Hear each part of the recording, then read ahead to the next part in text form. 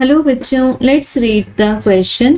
Present question based है दो statements पर जो कि एजर्शन एंड रीजन फॉर्म में गिवन है।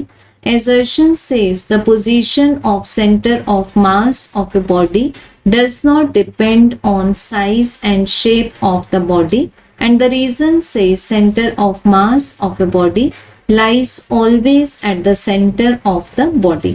सो बच्चों, सबसे पहले देखते हैं एजर्शन, जिसमें बताया है कि शेप एंड साइज चेंज कर देने से सेंटर ऑफ मास की पोजीशन चेंज नहीं होगी।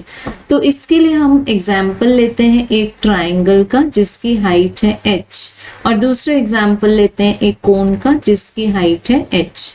अब ट्राइंगल के केस में बच्चों, अगर हम मान लें कि the base is BC, so base से h/3 हाइट पर, ये है टोटल हाइट हमारे पास में h, तो h/3 हाइट पर लाई करेगा सेंटर ऑफ मास।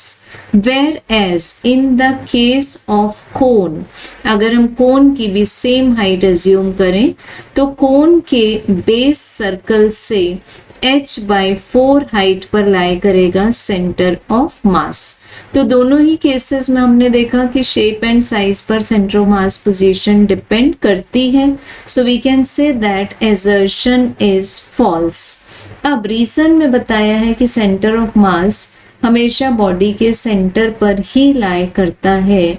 सो इसके लिए हम देख सकते हैं कि this is not always true, this is also false.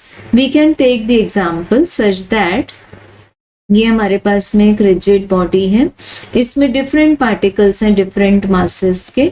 एक रेफरेंस पॉइंट मान लेते हैं, तो हमें यहाँ सेंटर ऑफ मास का पोजीशन वेक्टर मिलेगा on the basis of the distribution of masses of different particles. So इस तरह से हम इसके फॉर्मूले से मैथमेटिकली निकालते हैं that where is centre of mass located. अगर हम कार्बन मोनोऑक्साइड का एक सेकेंड एग्जाम्पल ले लें, this is carbon atom, this is oxygen atom. As we know the oxygen atom is heavy and carbon atom is light. So बच्चों, इस case में carbon और ऑक्सीजन के बीच में सेंटर ऑफ मास लाई नहीं करेगा, जबकि वो हैवी एटम ऑक्सीजन एटम के क्लोज लाई करेगा। So we can say that reason is also false. So correct answer is option 4. Thank you.